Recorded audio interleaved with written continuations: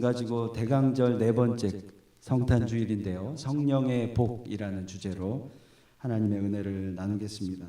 우리가 사는 시대는 그야말로 무한 경쟁 시대입니다.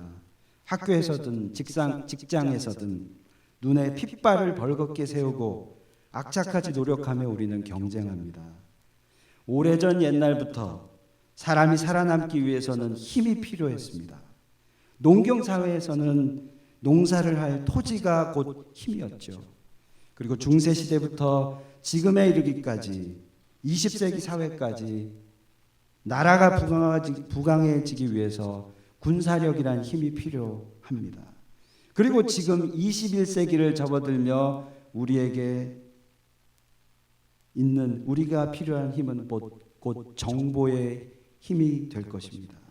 빌 게이츠 여러분 잘 아시는 마이크로소프트사의 설립자였죠. 생각의 속도라는 책에서 그는 이렇게 말했습니다. 정보를 얼마나 빨리 얻어내느냐, 그것이 정보의 가치를 결정한다라고 얘기할 정도로 우리의 삶에 정보가 많으면 많을수록 힘이 된다라는 말을 하고 있습니다.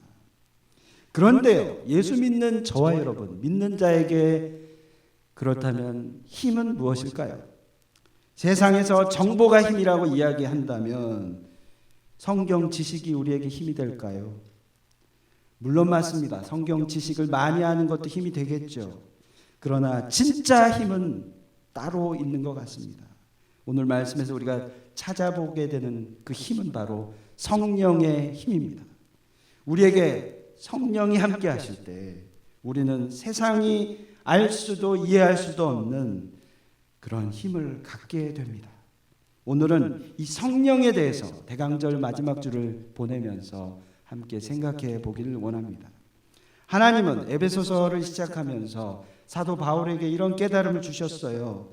하나님께서 우리에게 신령한 복을 주셨다라고 말합니다. 찬송하리로다. 하나님 곧 우리 주 예수 그리스도의 아버지께서 그리스도 안에서 하늘에 속한 모든 신령한 복을 우리에게 주시되, 이렇게 바울은 말씀을 시작하였습니다. 우리가 이 신령한 복이 무엇인가 쭉 우리가 첫 주부터 오늘까지 보게 되었는데요. 이 신령한 복은 우리의 신앙생활을 살게 하는 핵심 중에 핵심이 될 것입니다. 첫 번째 주 우리가 본 신령한 복은 바로 하나님 자녀가 된 복이었습니다. 그리고 두 번째 주 신령한 복, 예수님을 통해 우리가 사망에서 생명을 얻은 죄사함의 복을 얻었다, 우리 보았습니다. 세 번째 주 지난주였죠. 예수님을 통해 우리는 풍성한 삶을 살게 되었다. 하나님 나라의 꿈을 꾸게 되었다. 비전을 갖게 되었다. 합력하여 선을 이루시는 하나님을 경험하게 되었다. 그것을 보았습니다. 그리고 오늘 마지막으로 예수 그리스도를 통해서 우리가 받는 신령한 복은 바로 성령의 복입니다. 오늘 말씀 13절을 우리 앞에 다시 한번 읽어보겠습니다. 같이 읽습니다. 시작. 그 안에서 너희도 진리의 말씀 곧 너희의 구원의 복음을 듣고 그 안에서 또한 믿어 약속의 성령으로 인치심을 받았으니. 사도 바울은 신령한 복 마지막으로 우리에게 성령으로 인치심을 받았다. 우리는 성령으로 인치심을 받았다라고 말합니다. 우리는 성령의 힘을 예수 그리스도를 믿음으로 말미암아 받았습니다. 공신력이 있는 공공기관에서 서류를 작성해 줄 때 언제나 실이 찍혀 있습니다. 정부, 학교, 교회에서는 서류를 발행할 때 분명히 그 인을 찍어서 서류를 받는 사람의 정체성, 아이덴티티, 졸업 그리고 수료 등등을 증명합니다. 그래서 인이 찍힌 공공기관의 서류는 각 기관이 그 이름으로 이 사람을 증명합니다. 그래서 그 서류 자체가 힘이 되는 것이죠. 이처럼 하나님은 성령으로 저와 여러분을 성령으로 우리의 삶에 도장을 찍어주셨습니다. 그게 바로 성령의 인치심이죠. 그분은 우리가 예수 그리스도 안에 있는다면 구원의 복음을 듣고 그를 믿는 자의 삶을 살게 될 때 성령이 함께 하실 것이다 라고 도장을 찍어주신 거죠. 그래서 우리가 하나님의 자녀임을 증언한다 이렇게 말하고 있습니다.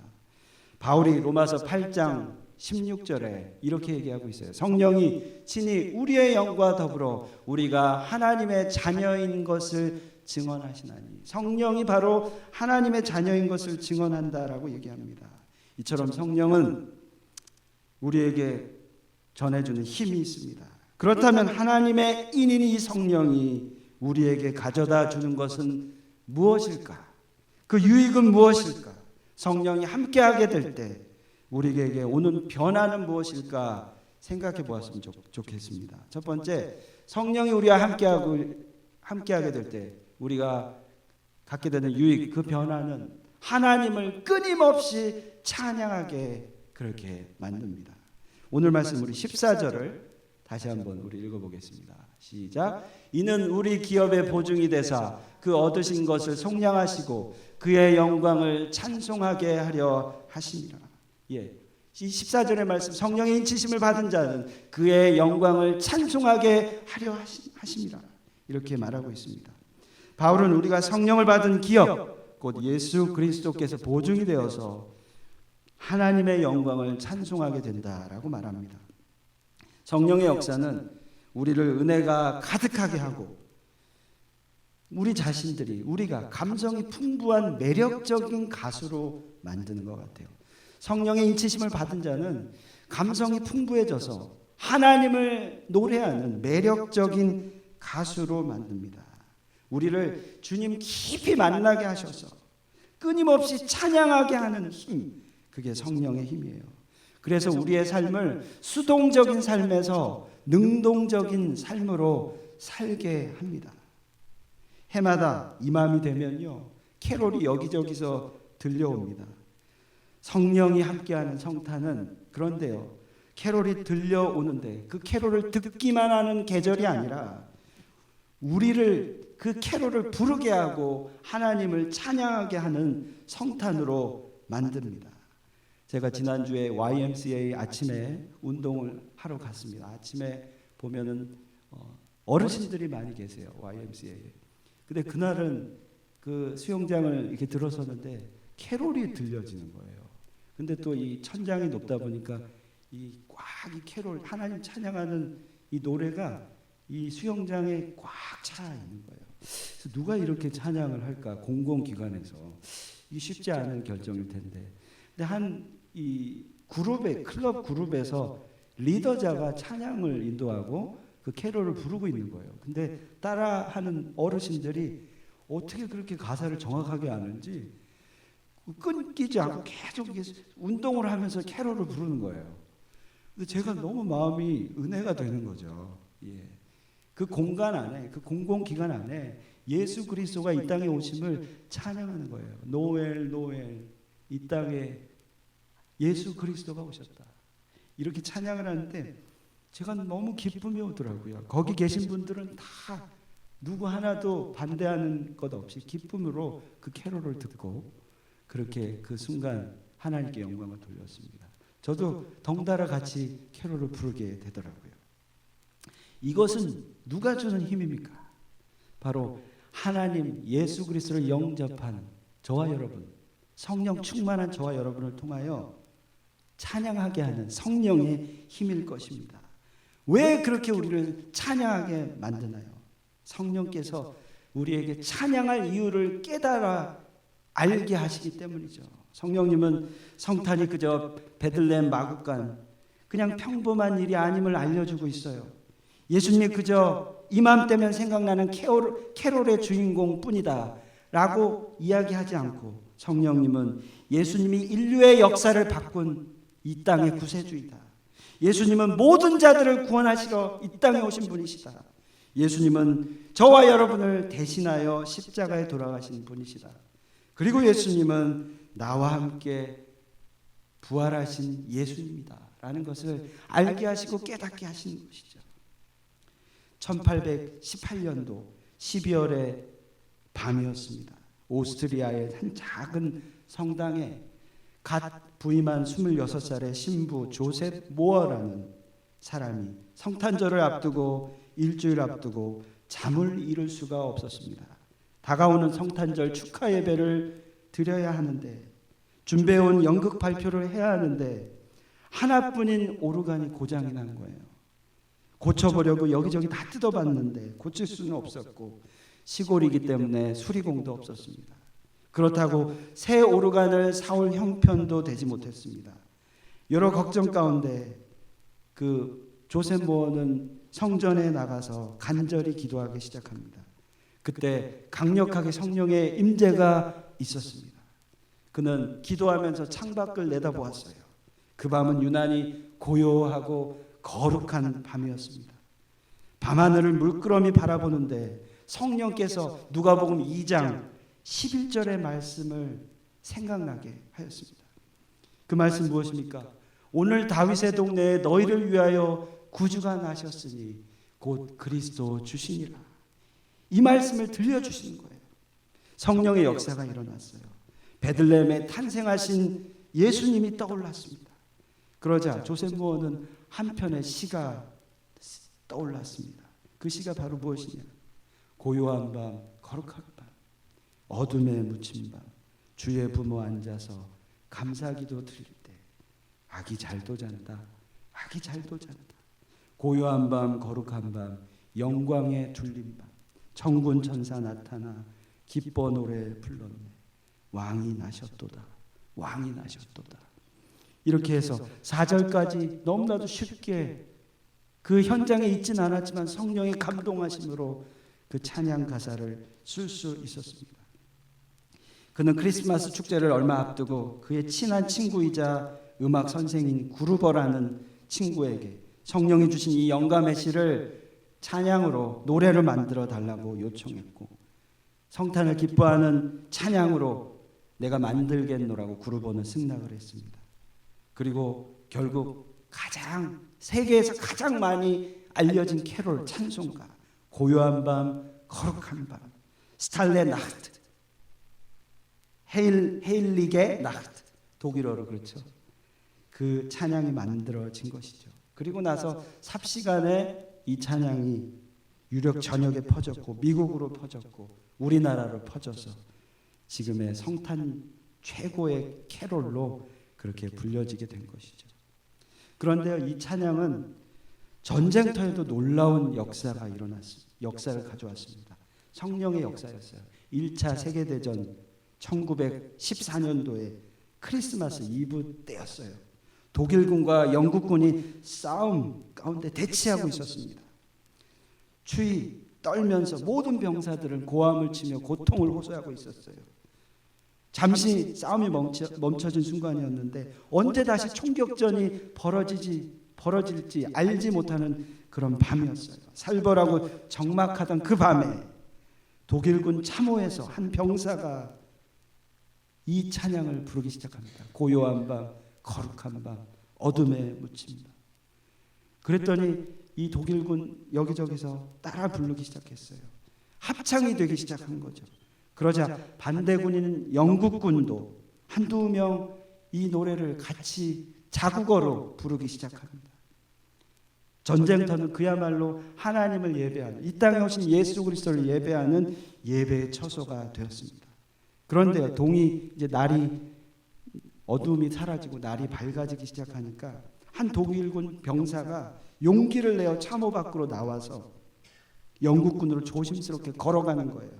순간 긴장한 영국군들이 총의 방아쇠를 당기려고 하고 있었는데 그 영국군이 총을 들고 있지 않고, 그 독일 병사가 총을 들지 않고 그 크리스마스 작은 트리를 들고 나오는 거예요. 영국군들은 누가 뭐라 해도 그 독일 병사를 공격하기 전에 그 추리를 들고 있는 그 병사를 맞이하면서 함께 기뻐하기 시작했습니다.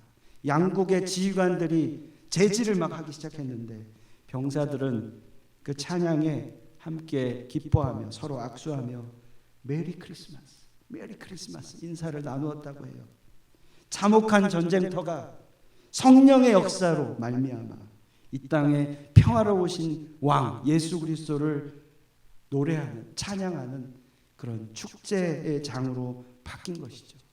사랑하는 여러분, 성령의 역사는 하늘에는 영광이요 이 땅에는 평화로다. 이렇게 예수 그리스도가 임재하게 만듭니다.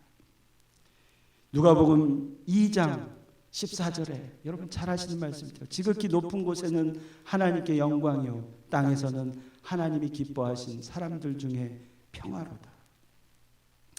하늘에서 영광, 이 땅에는 평화로우신 예수 그리스도를 알게 하는 것이 성령의 힘이죠. 그 성령의 힘을 힘입어 우리가 예수 그리스도를 기뻐하는 그런 삶을 살기를 바랍니다. 성령님은 우리가 성탄을 기뻐하는 자로 만들어요. 그래서 하나님께 영광 돌리는 자로 만듭니다. 만약에요 우리 안에 성령의 인도하심이 없다면 아까 제가 소개했던 고요한 밤 거룩한 밤 이 찬양의 가사는 정말 이게 뭐야 할 정도로 아무 감동이 없어져요. 한번 생각해보세요. 고요한 밤 거룩한 밤 어둠에 묻힌 밤 주의 부모 앉아서 감사기도 드릴 때 아기 잘도 잔다 아기 잘도 잔다. 성령의 역사가 없다면 이것처럼 평범하고 감동이 안 되는 가사가 있을까 싶습니다. 그런데 우리가 예수 그리스도를 만나고 성령의 인도하신 그 힘을 받게 되면 이것은 놀라운 역사가 되는 거죠. 조셉 무어의 그루버의 찬양의 그 감동처럼 그리고 전쟁터의 그 독일군과 영국군의 그 놀라운 감동처럼 예수님의 평화가 우리 찬양 가운데 임하게 되는 것이죠. 우리 그런 의미에서 이 계절 예수 그리스도를 이 땅에 오심을 함께 기뻐하며 노래하는 그런 시간을 갖기를 소망해요. 찬양으로 이 땅에 오신 주님을 기뻐 노래하는 저와 여러분 되었으면 좋겠습니다. 우리의 삶에 평화보다 더 중요한 것이 있을까요? 아무리 돈을 많이 벌고 부유한 삶을 살지라도 평화가 없다면 그것만큼 부질없는 게 어디 있을까요? 우리 안에 예수 그리스도가 없다면 그것만큼 불행한 것이 어디 있을까요? 예수님이 이 땅에 평화의 왕으로 오셨습니다. 그분을 노래하는 저와 여러분 되었으면 좋겠어요. 평화의 왕 예수님이 인생의 주인 되어서 산다면 우리가 아무리 바빠도 찬양을 게을리하는 삶을 살지 않을 겁니다. 그래서요 저와 여러분 이번 오는 화요일 날 찬양의 밤으로 초대합니다. 함께 예수님을 기뻐 찬양하는 저와 여러분이 되었으면 좋겠어요. 두 번째로 우리가 성령이 함께하게 될 때 우리가 얻는 유익은 무엇이냐? 교회를 하나 되게 합니다. 성령의 역사로 우리가 찬양할 때 성령은 우리를 하나 되게 합니다. 지난주에 저희 딸내미가 연주가 있어서 그 근관 악기 그 팀 연주를 참석을 했습니다. 지난번에 제가 설교로 나눈 대로 학기마다 2번의 연주가 있는데요. 금관 악기 팀이 이제 연주를 하는데 너무나도 그 여러 악기가 있는데 그게 하나의 어떤 음악으로 들리기 시작하는 거예요. 자세히 보니까 여러 가지 악기가 있더라고요. 들어는 보셨습니까? 비브라폰, 실로폰, 징, 심벌즈, 베이스 드럼, 팀파니, 클라리넷, 색소폰, 플룻, 투바, 트럼펫, 트럼본.